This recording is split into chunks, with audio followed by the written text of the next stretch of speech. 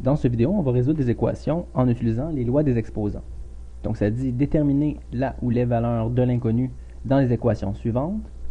Et on nous donne un conseil, on dit une fois avoir mis les nombres d'un côté et les x de l'autre, exprimer les nombres à l'aide d'une base et d'un exposant.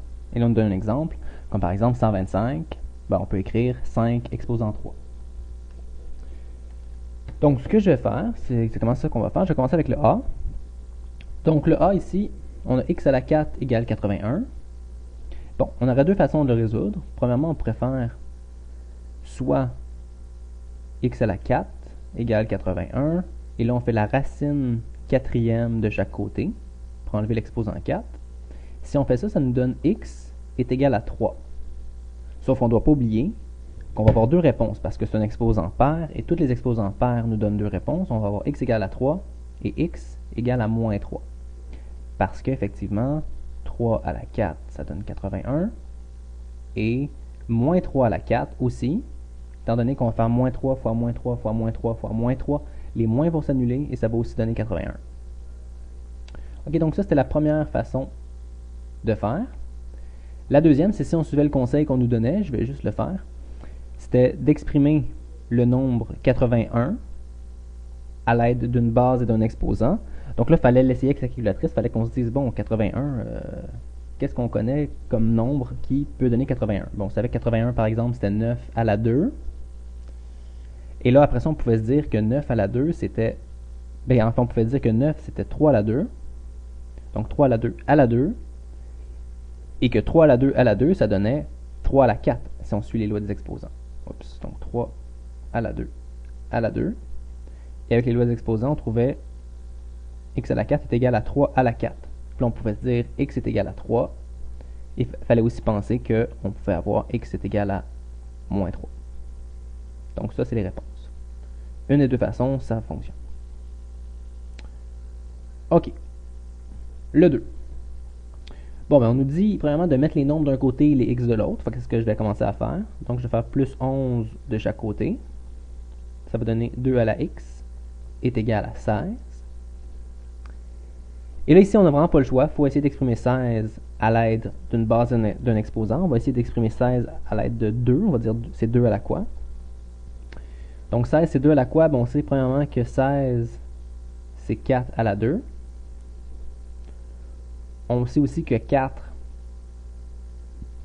c'est 2 à la 2. Oups.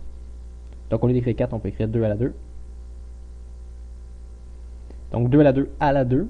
Parce que 4, c'était 2 à la 2. Puis il y avait encore l'exposant 2. Et ça donne, en fait, 2 à la 4. Si on multiplie les exposants. Donc on sait que 2 à la 4, ça donne 16. Puis on sait que 2x est égal à 2 à la 4. Donc on déduit que x égale 4. C'est tout. Aussi simple que ça. Le prochain, même principe. On a 3 demi à la x. On veut savoir quel exposant qu'on doit mettre pour obtenir 8 27e.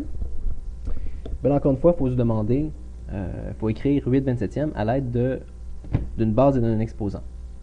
Donc, ce qu'il faut voir, c'est que, premièrement, 8 27e, c'est quoi le lien entre les deux? Faut qu'on pense aussi qu'on part de 3 demi. Bon, 2 à la quoi? 2, on déduit qu'il va être relié avec 8, et 3, on déduit qu'il va être relié avec 27. Okay, si on connaît nos tables de multiplication, on peut s'en douter un petit peu. Donc, 2 à la quoi qui va donner 8? 2 à la 2, c'est 4. 2 à la 3, c'est 8. Donc, 8, c'est 2 à la 3. Et la même chose pour 3. 3 à la 2, c'est 9. 3 à la 3, c'est 27. Donc, 3 à la 3, c'est 27. Donc, on voit que notre 8 27e, c'est 2 à la 3 sur 3 à la 3. Sauf que nous, on a l'inverse. On a les 3 sur les 2. Donc là, il faut encore y penser un petit peu. OK, donc là, en fait, étant donné qu'ils ont le même exposant, on peut l'écrire comme ça. 2 sur 3 à la 3. Sauf que nous, ici, c'est l'inverse. Et là, il faut se rappeler que pour inverser une fraction, ou pour inverser quelque chose, il faut mettre un exposant négatif. Parce qu'en fait, si j'écris à la moins 3, ici, ça va inverser la fraction. OK, quand on met un exposant négatif, ça inverse la fraction, les numérateurs deviennent les dénominateurs, et l'inverse. Donc ça va donner 3 demi. Comme ça, si je mets un exposant moins 3. Et là, ça fonctionne. On voit que 3 demi à la x, ben, il faut que le x soit moins 3 pour qu'on obtienne, si on reçut les étapes, notre 8/27e. Donc la réponse est x est égal à moins 3.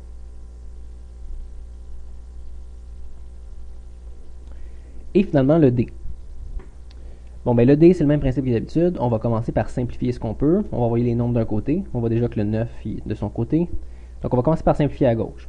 On a une division, donc on va appliquer la loi des exposants. On va soustraire les exposants. Donc on va avoir 3 à la 2x moins 5, moins l'exposant du bas, qui était moins 3x plus 1. Et ça, c'est égal à 9. Donc si je simplifie, ça fait 3 à la... Bon, le moins ici, ça va changer tous les signes à l'intérieur. Ça va donner plus 3x moins 1.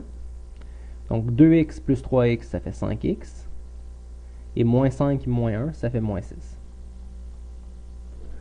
Bon, encore une fois, maintenant qu'on a mis les nombres d'un bord et les x de l'autre, on dit exprimer les nombres à l'aide d'une base d'un exposant. Donc 9, on pourrait se rappeler que c'est 3 à la 2.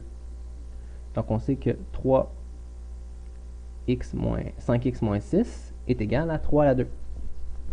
Là, il faut se dire, étant donné qu'ils ont la même base, ben en fait, c'est les exposants qui doivent être égaux. Il faut qu'on ait 5x moins 6 égale 2. Donc on peut oublier, rendu là, les bases. Étant donné qu'ils ont les mêmes bases et que c'est une égalité, on peut juste mettre les exposants en égalité. Il faut que 5x moins 6 soit égal à 2. Et là, on résout ça. On fait plus 6 de chaque côté. 5x est égal à 8. Et on divise par 5. On trouve que x est égal à 8 cinquièmes. Et c'est tout, c'est la réponse. Donc c'est bien important, là, commencez toujours quand vous voulez résoudre une équation, essayez de mettre les x d'un bord, les x d'un côté, les nombres de l'autre. Et après ça, cherchez à exprimer vos nombres à l'aide d'une base et d'un exposant pour pouvoir déduire l'exposant ou l'inconnu recherché. C'est tout.